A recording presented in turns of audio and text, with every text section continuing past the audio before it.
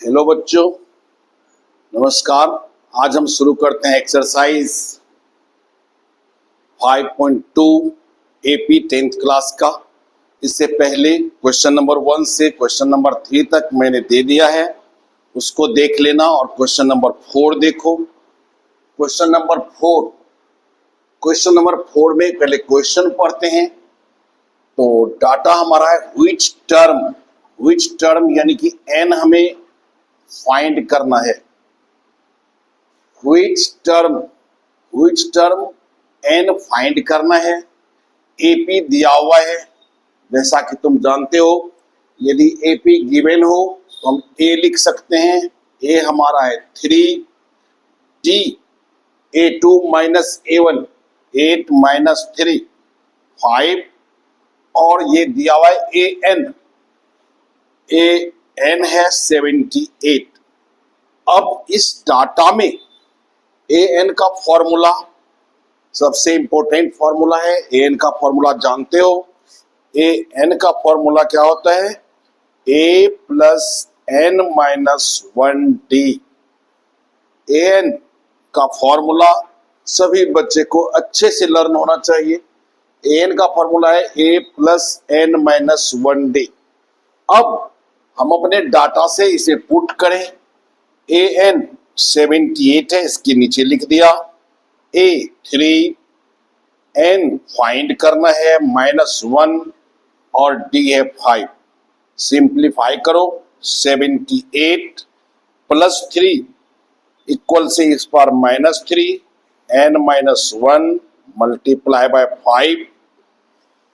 78 - 3 75 और ये जो मल्टीप्लाई में है इक्वल के इस पर डिवाइड में हो जाएगा। n -1 5 15 जा 75 15 इक्वल टू n -1 इधर आके +1 हो गया। n equal to 15 answer. ये n हमें निकालना है। लिखना चाहते हो तो लिखो। Hence 15th term of AP is 78। ये लिखना है, या फिर यहाँ n इक्वल टू 15 छोड़ते हैं, फिर भी हमारे मार्क्स पर कोई असर होने वाला नहीं है। इस 4th क्वेश्चन को तो मैंने लिखा। अब अपना बुक निकालो और बुक में देखो 5th क्वेश्चन। बुक से देखो, बुक सामने होगा। बुक का 5th क्वेश्चन पढ़ते हैं। 5th क्वेश्चन में 2 पार्ट है। 5th क्वेश्चन में 2 पार्ट है, फर्स्ट और सेकंड। फिर क्वेश्चन को पढ़ो। Find the number of term यानी कि n हमें फाइंड करना है in each of the following APs. तो फर्स्ट एपी में क्या दिया हुआ है हमारा? एपी 7 13 19 -205। इससे डाटा क्या तैयार होगा? तो n तो हमें फाइंड करना है। a हो गया हमारा 7 d a2 minus a1 7 minus करो 6 और an है 205। सेम क्वेश्चन है 4th की तरह ही, 4th के बिल्कुल सिमिलर। फिर an का फॉर्मूला लगा देंगे। an equal to a plus n minus 1d। an 205, a 7, n find करना है और d है 6। अब सिंप्लीफाई करते हैं। 205 +7 इधर आके -7 इक्वल के इस पार n -1 मल्टीप्लाई बाय 6। 205 -7 198। 6 मल्टीप्लाई में है, यहाँ डिवाइड हो जाएगा, इक्वल टू n -1। 6 से 6 3 जा 18 बचा 1 6 3 जा 18 33 +1 equal to n equal to 35 answer. इसका सेकेंड पार्ट देखो, साथ साथ करें। सेकेंड पार्ट का एपी हमारा एपी हमारा है 18, एपी क्या गिवन है, एपी है 18, 15 and half, 13 dash dash dash minus 47। फिर सेम क्वेश्चन है, फिफ्थ क्वेश्चन, इसीलिए एन ही फाइंड करना है। एन आ गया हमारा व्हाट, व्हिच टर्म, एन फाइंड करना है। ए 18 है, टी A2 माइनस A1 और A2 हमारा है 15, 1 एंड हाफ माइनस 18। तो इसको कैलकुलेशन ना करके दिमाग से सोचेंगे, 18 में से 15 एंड हाफ गया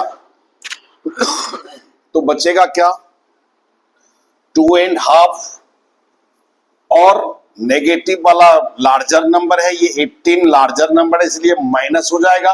अब इसको कर दो, 2 2 जा 4 माइनस 4 प्लस 1 5/2, माइनस का 5/2 हमारा डी आ गया। ए एन गिवन है -47, तो ए एन का फॉर्मूला लगाओ। ए एन का formula A plus N minus 1D, N minus 47 equal to A 18 है, एन फाइंड करना है तो एन माइनस 1 और डी है -5/2, -47 प्लस 18 इक्वल के इस बार आके -18 equal to N minus 1 multiply by -5/2, -47 -18 minus का 65 ऐड करो। मैं एडिशन जरा फास्ट कर लेता हूं, 8 और 7 15 का 5 रिमाइंडर 1, और एडिशन फास्ट क्या कर लेता हूं, याद हो चुका है अब तक पढ़ाते पढ़ाते। Equal to N minus 1 multiply by -5/2। अब क्या करें, मल्टीप्लाई में -5/2 है तो -65, ये 2 जो डिवाइड में है इक्वल के इस पर आके मल्टीप्लाई, और -5 जो मल्टीप्लाई में इस पर आके -5 इक्वल टू n माइनस 1। सबसे पहले माइनस से माइनस कैंसिल, 5 13 जा 65, 13 2 जा 26, -1 इधर आके +1 इक्वल टू n, या n इक्वल टू 27 आंसर। ठीक, तो फिफ्थ के ये दोनों पार्ट बिल्कुल, फोर्थ फिफ्थ के दोनों पार्ट, तीनों क्वेश्चन एक जैसा है। अब देखते हैं सिक्स्थ क्वेश्चन। सिक्स्थ क्वेश्चन में देखो क्या पूछ रहा है सिक्स्थ क्वेश्चन में कि -150, check -150 term of this AP. एक बार ये क्वेश्चन लिखता हूं, सिक्स्थ में लिखा हुआ है कि check whether -150 is the term of AP, term of the AP 11 8 5 2 ... ये कहना क्या चाहता है क्वेश्चन, यदि इस एपी को मैं इसी तरह से डिक्रीजिंग ऑर्डर में लिखता रहूं, 11 8 5 2 फिर माइनस करो, इस तरह नेगेटिव में जाते जाएंगे, तो क्या -150 इस एपी में आएगा, या इसको जैसे यहां पर स्किप हो गया है 9 10, यहां पर स्किप हो गया है 7 6, यहां पर स्किप हो गया 4 2, क्या -150 स्किप कर जाएगा, 150 को ये स्किप कर देगा, या फिर 150 इस एपी के टर्म में आएगा यदि इस तरह घटते रहे। तो यहां पर इस सिक्स्थ क्वेश्चन में खास बात जान लो। चलो पहले डाटा तैयार करते हैं, फिर जाके बताता हूं खास बात क्या है। एपी को देखो, ए क्या है, ए है हमारा 11, टी 8 माइनस 11, 8 माइनस 11 माइनस का 3, ए एन -150 n फाइंड करो, पहले n फाइंड करो। यदि n तुम्हारा होल नंबर आता है, n यदि हमारा होल नंबर को नेचुरल नंबर आता है, n क्या है? टर्म है। 1 2 3 4 5 इस तरह से टर्म होता है। टर्म हमेशा ही नेचुरल नंबर में होगा। टर्म कभी डेसिमल में नहीं आएगा, टर्म कभी नेगेटिव में नहीं आएगा, टर्म कभी फ्रैक्शन में नहीं आएगा। यदि एपी का टर्म होगा और इसको हम सॉल्व करें तो एन हमारा एक नेचुरल नंबर देगा। जैसे कोई घर में मेंबर है, घर में मेंबर हमेशा ही नेचुरल नंबर में होगा। मेंबर घर में 3 हो सकता है, 4 हो सकता है, 6 हो सकता है। कभी किसी घर में मेंबर 6.5 हो सकता है, 2.25 हो सकता है, 8.5 हो सकता है, नहीं हो सकता। कुछ चीज होता है जो हमेशा होल नंबर में होता है। तो यहां हम एन निकाल के देखें, एपी का भी टर्म हमेशा होल नंबर में होगा। First term, second term, third term, fourth term, ये कभी नेगेटिव में या फ्रैक्शन में नहीं होता। हम इसका एन काउंट निकालेंगे। यदि एन हमारा नेचुरल नंबर होल नंबर में आता है तो हम समझेंगे कि एपी का टर्म है, नहीं तो नहीं है। और ये सॉल्व करने पर और क्लियर होगा। तो चलो an है तो an का फॉर्मूला लगाओ, an a plus n minus 1d। अब देखते हैं an क्या है, -150, a है 11, n माइनस 1 और d है हमारा माइनस का 3।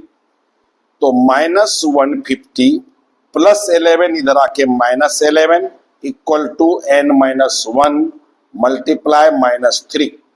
ये -3 मल्टीप्लाई में है, ये ऐड करो, माइनस माइनस प्लस हो जाता है, माइनस का 161 और ये मल्टीप्लाई में है तो यहाँ आके डिवाइड, माइनस का 3 n माइनस 1, ये माइनस से माइनस कैंसिल, 161 3 से डिवाइड करें तो 3 5 जा 15, बचा 1 11, 3 3 जा 9, बचा 2 डेसिमल 20 to 6 जा और छोड़ देते हैं 53.6 और -1 इधर आके +1 हो गया n।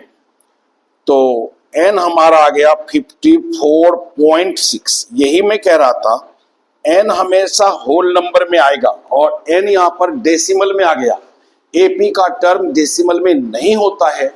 It means -150 is not a term of AP. Hence, -150 is not a term of this AP. This AP जो AP हमें गिवन है उसका -150 टर्म नहीं है, क्योंकि n हमारा होल नंबर नहीं है, n डेसिमल में आ गया। ठीक है, समझ में आ गया होगा। अब 7th क्वेश्चन करते हैं। तो 7th क्वेश्चन अपने बुक से देखो। 7th क्वेश्चन कहता है कि find 31st term of AP. Data बनाते जाओ। ए 31st फाइंड करना है। Find 31st term of AP whose 11th term is 38। ए 11 दिया हुआ है 38 एंड 16th टर्म ए 16 दिया हुआ है 73। इतना ही दिया हुआ है और हमें ए 31st निकालना है। मैथ्स में हमेशा उल्टा सोचना होता है। जरा सोचो कि ए 31st निकालने के लिए हमें क्या चाहिए। ए 31 का फॉर्मूला क्या होता है, ए प्लस 30d। अब यदि हमें कहीं से ए पता चल जाए और डी पता चल जाए तो ए 31 आ जाएगा, लेकिन ना तो ए दिया हुआ है ना डी दिया हुआ है। इस कंडीशन में पहले हम ए और डी का व्यवस्था करेंगे कि ए और डी हमें कहां से मिलेगा। ए और डी हमें मिलेगा इस 2 इक्वेशन से, और ये 2 इक्वेशन को सिंप्लीफाई करो, हमें ए और डी मिल जाएगा। देखते हैं सॉल्यूशन। तो जो गिवन है मैथ्स में, जो गिवन है उसी से हम कुछ काम कर सकते हैं, बाहर से नहीं ला सकते। हमारे पास गिवन है A11 38 है। A11 का फॉर्मूला हमें पता है, A plus 10D 38, A equal to 38 minus 10D लिख सकता हूं, इक्वेशन फर्स्ट। अब ना तो A पता है ना D पता है, एक ही इक्वेशन में यदि A भी पता नहीं है और D भी पता नहीं है तो इससे आगे सॉल्व नहीं कर सकते, तब हमें सहारा लेना होगा दूसरे इक्वेशन का। A16 गिवन है 73, A16 A plus 15D equal to 73। अब इस A का वैल्यू इक्वेशन फर्स्ट से रखो। इक्वेशन फर्स्ट में A का वैल्यू क्या है, 38 minus 10D plus 15D equal to 73। From equation first हमने लिया। अब इसको सिंप्लीफाई करते हैं, ये D में है तो 15D माइनस 10D 5D और 73 प्लस 38 इधर आके माइनस का 38, 5D इक्वल टू माइनस करो, 13 में से 8 गया 5, 6 में से 3 गया 3, D इक्वल टू आ गया 35 अपॉन 5, D आ गया हमारा 7। जब D7 आ गया, D आ गया 7। अब D की वैल्यू यदि इक्वेशन फर्स्ट में पुट कर दें तो A भी आ जाएगा। Now putting the value of D from equation second to first. तो इक्वेशन फर्स्ट हमारा क्या है, A equal to 38 minus 10D, तो 38 माइनस 10 और D आया है 7, तो 38 माइनस 70, 38 माइनस 70, इसको थोड़ा सा नीचे शिफ्ट कर दूं, इसको यहां से A31 equal to A plus 30D नीचे शिफ्ट कर देता हूं,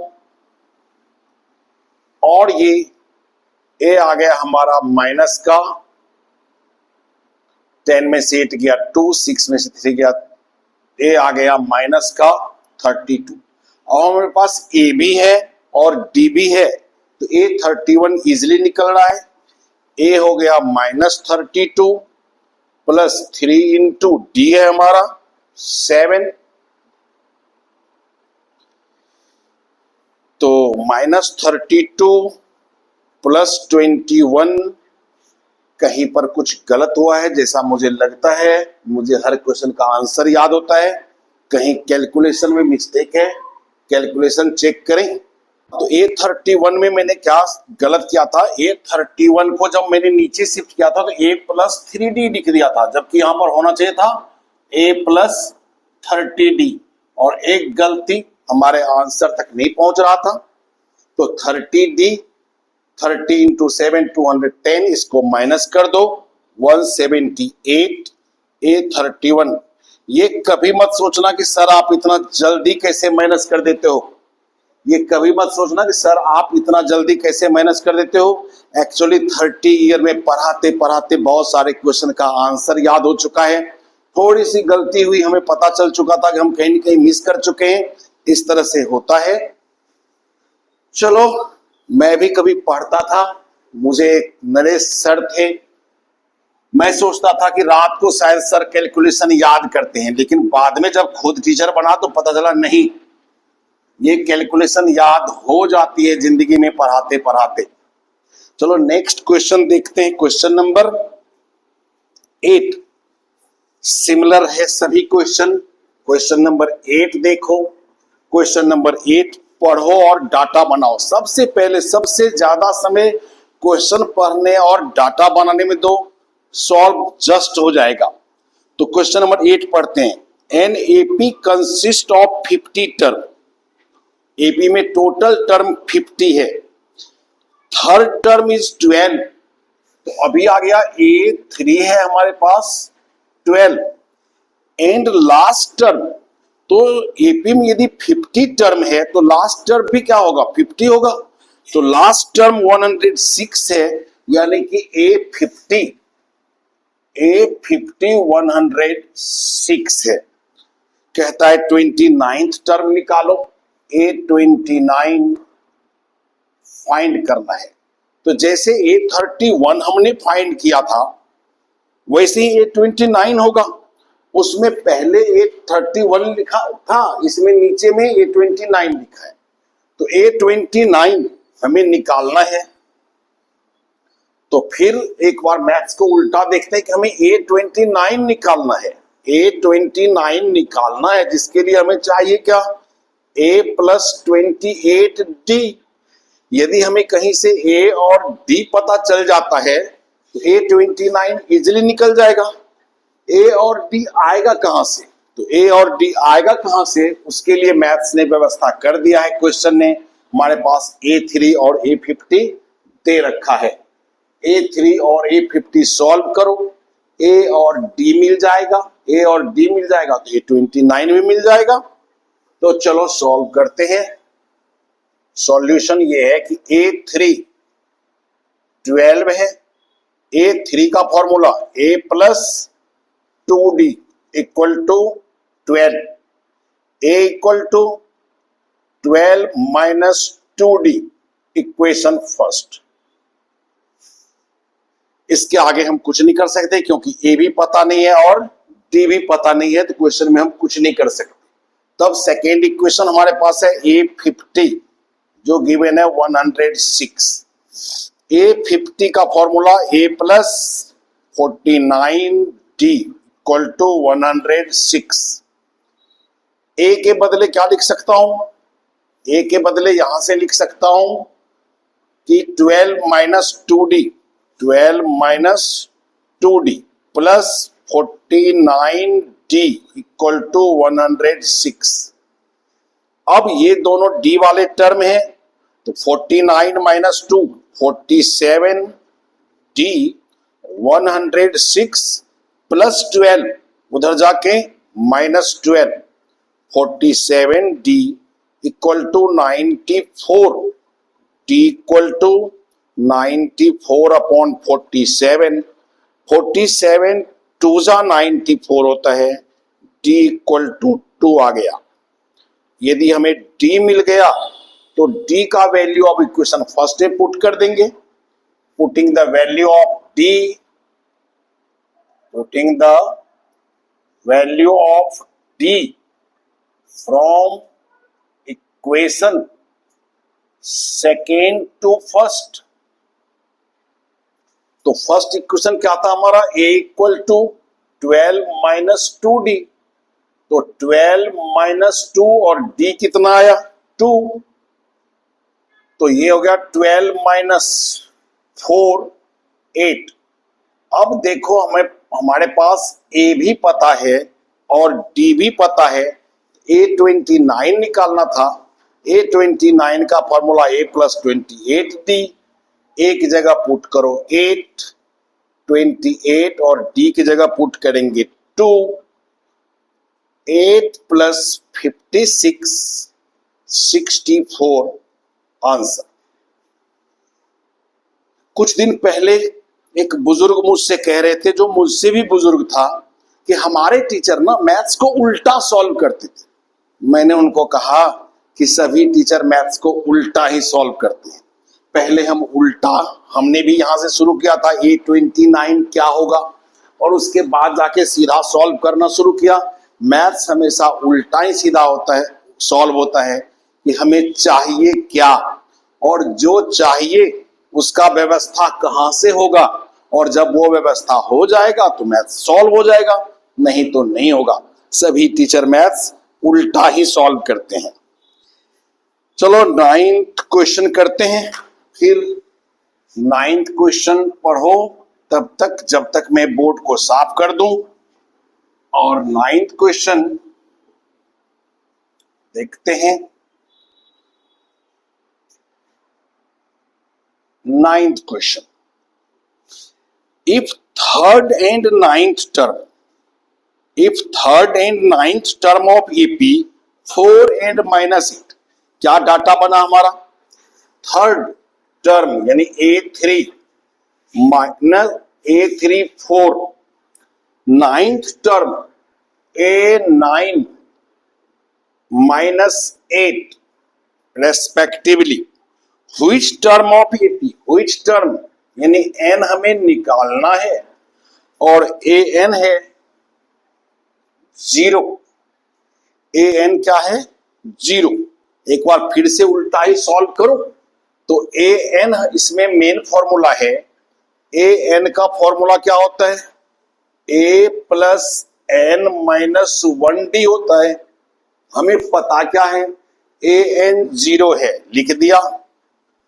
a पता नहीं है, d पता नहीं है, n फाइंड करना है। a पता नहीं है, d पता नहीं है, n फाइंड करना है। n फाइंड करने के लिए हमें a और d का पता होना जरूरी है। और a और d का पता होगा कहां से? तो उसके लिए हमें ये A3 और A9 का मदद लेना होगा। देखो सॉल्यूशन अब तक तो रट गया होगा कि A3 4 है। A3 का formula A plus 2D equal to 4, A equal to 4 minus 2D, equation first. A9 -8, A प्लस 8D -8। अब A हमें पता है इक्वेशन फर्स्ट से, हम A का वैल्यू यहां पुट कर दें। 4 minus 2D plus 8D equal to -8। ये है D, 8D minus 2D 6D -8, ये +4 जब इक्वल के उस पर जाएगा तो -4 हो जाएगा। 6D equal to -12, D equal to -12/6, -12/6। 10th में पढ़ते हो डायरेक्ट D -2 लिख सकते हैं। हमारे पास D आ गया। इक्वेशन सेकेंड लिख देते हैं और जब D मिल गया तो D की वैल्यू इक्वेशन फर्स्ट में पुट करते हैं। putting the value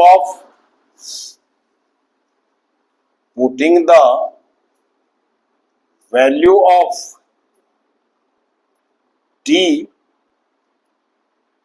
from equation second to first।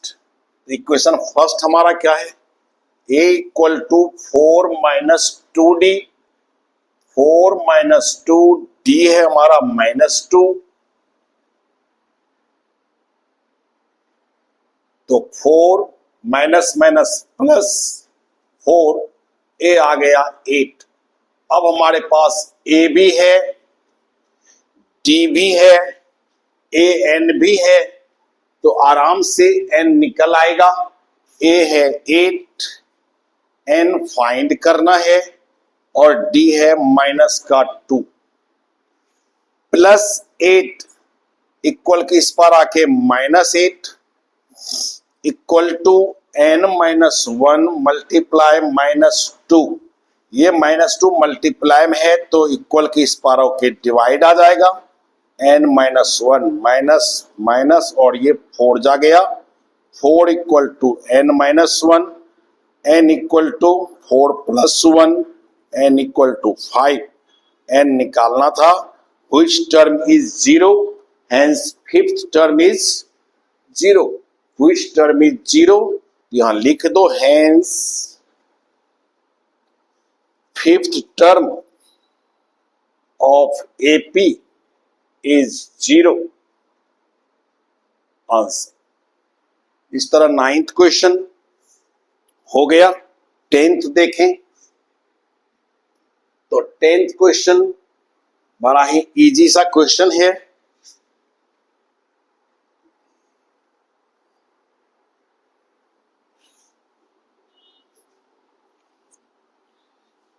Tenth question को मैं इस बुक का सबसे इजी क्वेश्चन कहता हूं। 10th क्वेश्चन 10th क्लास के बुक का सबसे इजी क्वेश्चन है। और इस बात पर कैसे मानोगे तो देखो, 10th question, the 17th term of AP exceeds 10th term by 7। 17th term और 10th टर्म में 7 का डिफरेंस है, एक्सीड्स कर रहा है। तो according to question 17th term A17 और A10 का डिफरेंस कितना है? तो A17 एक्सीड्स करता है A10 से, एक्सीड करना मतलब इससे ज्यादा है, और ज्यादा और कम तो माइनस करने से पता चलता है। तो माइनस किया तो ये आया 7, और निकालना क्या है? D, find common difference. तो अब इसको सॉल्व कर दो, D अपने आप आ जाएगा। A17 A प्लस 16D, चूंकि 2 है ब्रैकेट में लो, minus A10 A plus 9D, ये भी 2 है तो ब्रैकेट में लो। अकेले हो तो ब्रैकेट में ना भी लो, लेकिन यदि 2 टर्म आ जाता है तो ब्रैकेट में लो, क्योंकि इस माइनस का असर होगा। Equal to 7। अब ब्रैकेट खोलो, A प्लस 16D, और इस माइनस से माइनस बाहर हो तो अंदर का साइन चेंज होता है, minus A minus 9D equal to 7। Minus A से प्लस C कट जाएगा, 16D minus 9D 7D equal to 7, D equal to 7 upon 7 और D इक्वल टू 1। तो ये सबसे इजी और सबसे शॉर्ट क्वेश्चन था। अब इसके बाद 11th question. 11th question AP का सबसे अच्छा क्वेश्चन, कई बार पेपर में देखा गया, और 11th क्वेश्चन पर ध्यान दो अच्छे से। 11th क्वेश्चन को टिक कर लो। मैं हर क्वेश्चन को टिक नहीं करवाता, मैं इंपॉर्टेंट को पूरे साल टिक करवाता ही चला जाता हूं, क्योंकि बच्चे लास्ट टाइम में पूछते हैं कि सर इंपॉर्टेंट क्वेश्चन टिक करवा दो। अरे इंपॉर्टेंट क्वेश्चन कहां से, अब टिक करवाने का फायदा क्या? पूरे साल इंपॉर्टेंट क्वेश्चन ढूंढते रहो और उसे बार बार करते रहो। तो 11th क्वेश्चन यदि इंपॉर्टेंट है तो एक बार इसको लिखता हूं मैं बोर्ड पर कि which term of the AP, which term of the AP, और एपी क्या है हमारा? 3, 15, 27, 39 dash dash dash will be 132 more than its 54th term, its 54th term। तो इस क्वेश्चन को ढंग से करना, मैंने देखा है कई बार पेपर में ये क्वेश्चन आ चुका है, रिपीट हो चुका है, रिपीट होता रहेगा। फिर से क्वेश्चन को ढंग से पढ़े। व्हिच टर्म, व्हिच टर्म यानी कि तुम्हें n फाइंड करना होगा। व्हिच टर्म यानी कि n फाइंड करना है। सॉल्यूशन में देखो, एपी गिवन है, एपी गिवन है तो a कितना है? a है 3, D 15 माइनस 3 12 हो गया, ये भी डाटा बन गया। Will be 132 more than it's 54th term. अब ध्यान से पढ़ो, क्वेश्चन कहता है कि कौन सा टर्म 54th टर्म से, कौन सा टर्म 54th टर्म से 132 ज्यादा है? कौन सा टर्म, ये कौन सा टर्म हमें पता नहीं, तो लेट कर लो यहां पर, लेट nth टर्म। क्वेश्चन क्या पूछा? Which term is 132 more than 54th term. Which term, वो टर्म हमें पता नहीं, तो लेट करो कि nth term of AP is 132 more than it's 54th term, 54th term. इस क्वेश्चन का सारा सॉल्यूशन सिर्फ इस लाइन में आ जाता है। क्वेश्चन पूछता है व्हिच टर्म, हमने लेट किया nth term, 132 more than it's 54th term. मतलब 54th टर्म से ये nth टर्म 132 ज्यादा है, तब तो अकॉर्डिंग टू क्वेश्चन क्या हो गया कि nth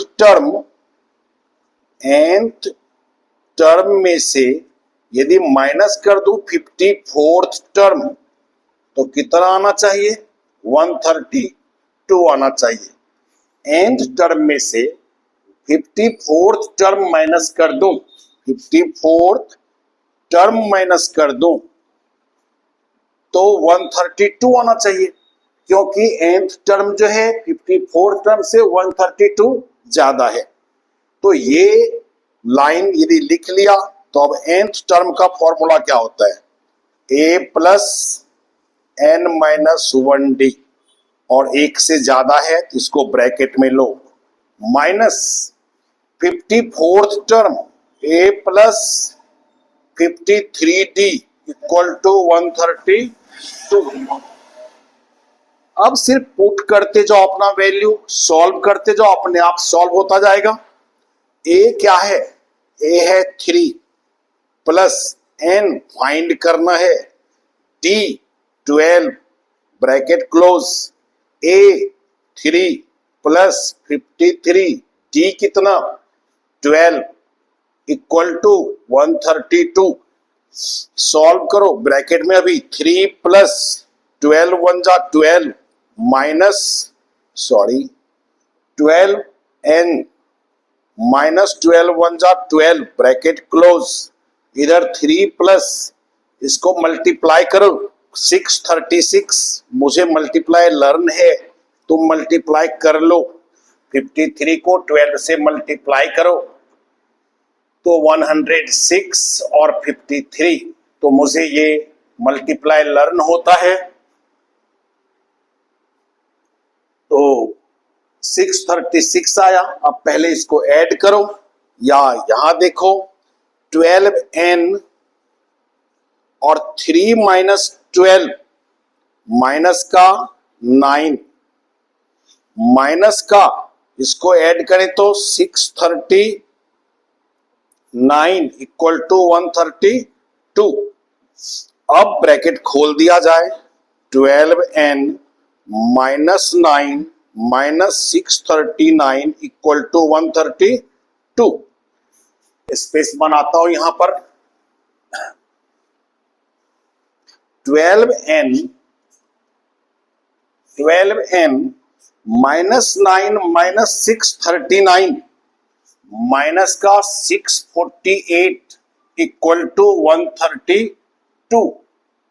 12n equal to 132 plus का 648, माइनस में प्लस हो गया, 12n इसको ऐड कर दो 780 आएगा, n equal to 780 upon 12, multiply में तो डिवाइड हुआ, अब इसे काट दो, 12 6 जा 72 बचा 6 हो गया 65 सा, तो n इक्वल टू 65 आ गया। तो क्या हुआ कि 65th टर्म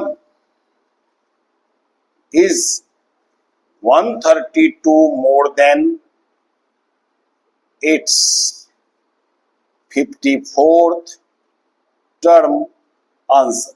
यहां पर आंसर छोड़ दो तब भी टीचर मार्क्स उतने ही देंगे, और ये लिखो तो तुम्हारे क्वालिटी स्टैंडर्ड बढ़ जाता है। और इस तरह से 11th क्वेश्चन को तो अच्छे ढंग से कर ही लेना चाहिए। 12th question,